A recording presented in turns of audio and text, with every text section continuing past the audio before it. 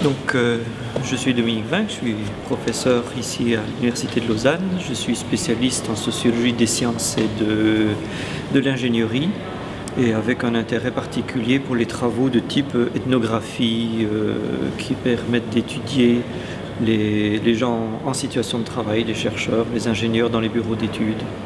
On imagine à partir des technologies plein de possibilités, et ce qui va se faire, on sait bien dans l'histoire des techniques que ce qui avait été imaginé comme usage des technologies est rarement ce qui a fait leur succès. Donc c'est une affaire à suivre de près.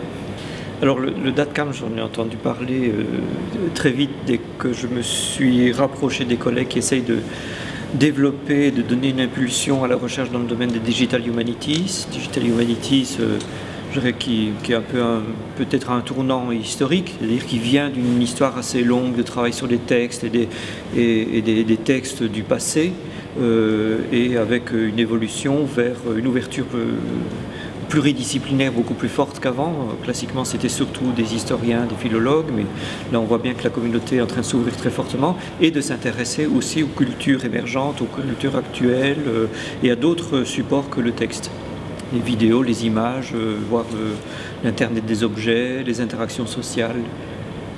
Mais pour le paysage institutionnel suisse, on voit qu'il y a un enjeu considérable dans le sens que il n'existe pas encore une communauté très forte et en tout cas pas structurée dans le pays. Il y a des gens qui ont déjà une expérience accumulée, parfois déjà ancienne, et en même temps il y a un potentiel académique pluridisciplinaire qui est important, qui est prêt à faire le pas.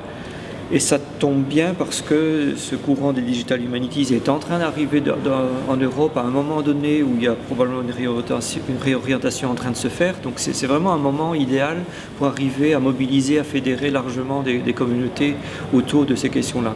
Et les enjeux sont importants, non seulement sur le plan académique d'arriver à s'approprier les nouveaux outils pour pousser plus loin ce qu'on peut faire avec les corpus, leur analyse, leur mise à disposition des utilisateurs, pour donner une impulsion aussi aux sciences humaines et sociales, mais il y a un enjeu aussi de société non négligeable qui est lié à la fois à la conservation et à la mise à disposition du patrimoine pour donner plus de possibilités aux citoyens, et sans que tout ça ne soit réduit aux seules initiatives de certaines entreprises privées qui s'approprient un peu ce bien commun des cultures.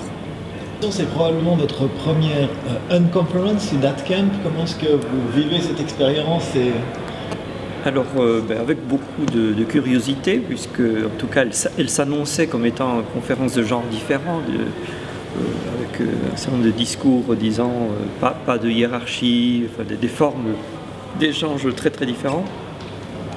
En fait, il y a effectivement on sent bien qu'il y a quelque chose de nouveau, de différent qui s'expérimente, qui est particulièrement intéressant. En même temps, on ne peut pas dire que ce soit une révolution dans le style. Il n'y a plus de hiérarchie, mais il y a quand même des leaders à chacune des sessions. Il y a toujours des conférenciers invités. Voilà, je pense que c'est une orientation intéressante, mais il y a encore des choses à inventer.